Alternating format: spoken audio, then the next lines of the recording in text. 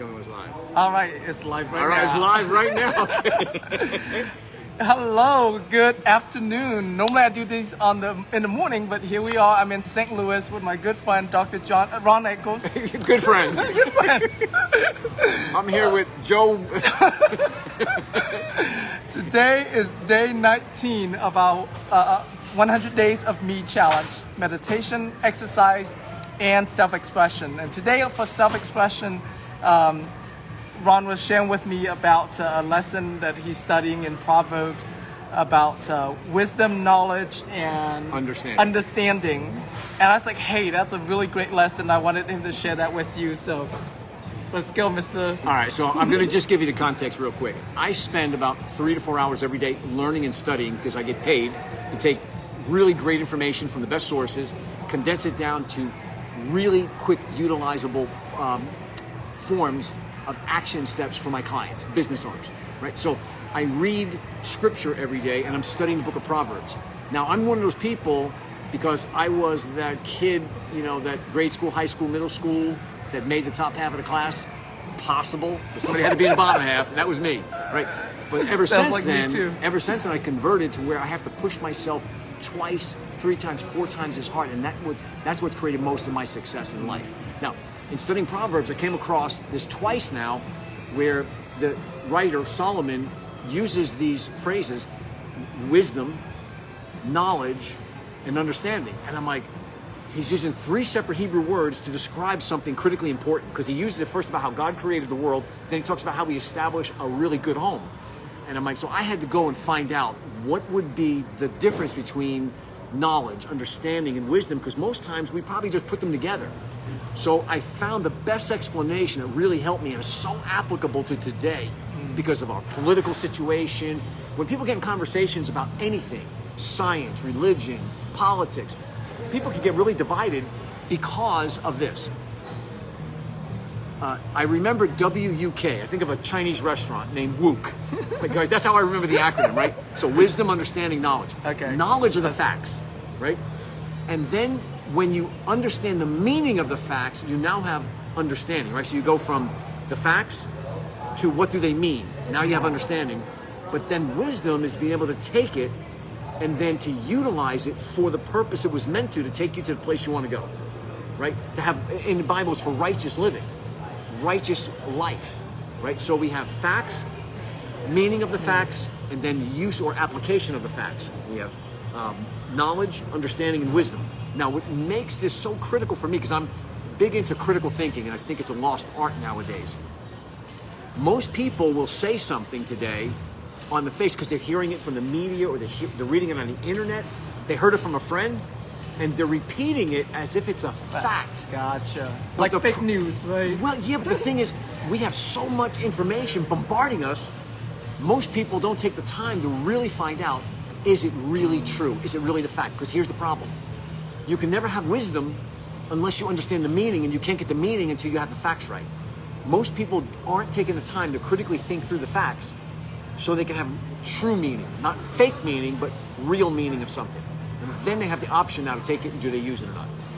Very cool. Yeah, so that, like, I think that what comes to my mind right now is that, a lot of times when I feel lost, it's because I don't have the facts right?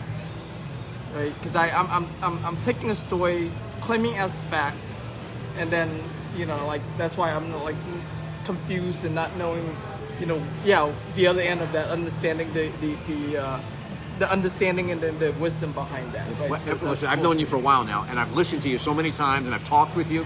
And one of the things I do is I hear you asking questions all the time because you're trying to get to the facts, right, to make sure they're correct.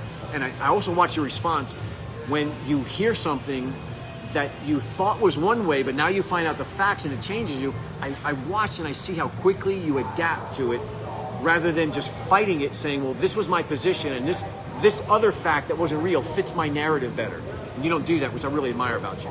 Very cool. Thank See, you I got to give him some love on this. Awesome. So the third part of our challenge is our push-ups. Are you gonna join me up on this? How many you want to do? Let's do it. Let's do it together. All right.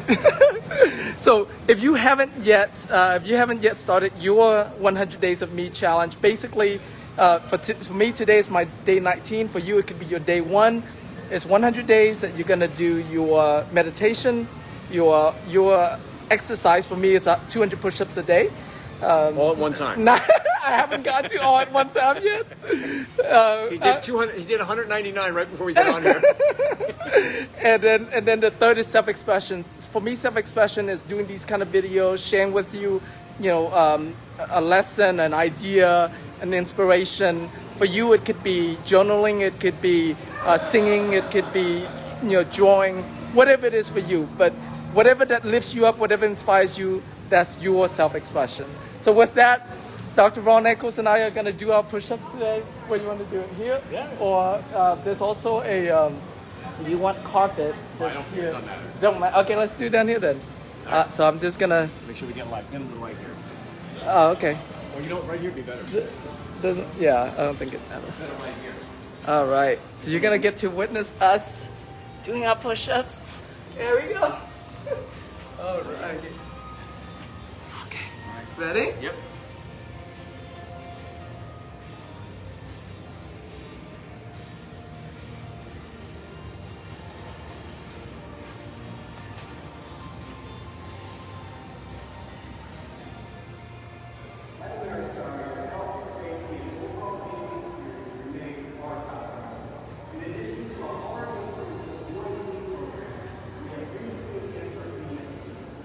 All right, that's it for me.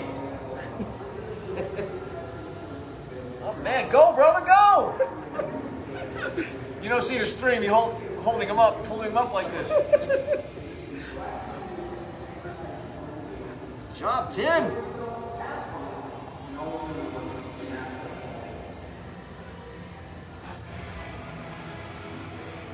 Hulking it out, man. Go, brother, go. Ugh.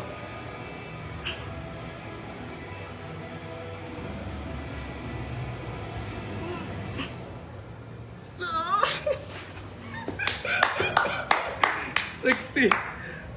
So awesome, man. I've been having a mental block at 60. I actually did these for a couple years. I worked my way up to doing 60 a day, working for 60 straight. But then my shoulders hurt me for almost 2 years. Oh wow. So I backed off, I was doing other exercises.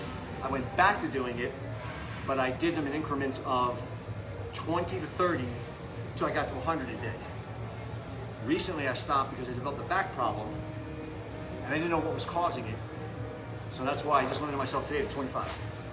I see, that's awesome. Oh, I wanted to make sure that they can hear you. So I just want you to know that Tim just outdid me. I did 25, he did 60, so he's got to buy dinner. Certainly. And for me, like 60 has been my mental block. I've been doing a lot of 60s. I've gotten up to 70 once. But yeah, like that 60 something has been my mental block. So that's something I've been working through. So anyways, with that, I hope you enjoyed today. Thank you for watching. If this video made a difference for you, especially the lesson from Ron. If you're wiser now. About wisdom, understanding, and knowledge. Your wook analogy was awesome. So yeah, so if that made a difference for you, leave a comment below. With that, I love you. See you tomorrow.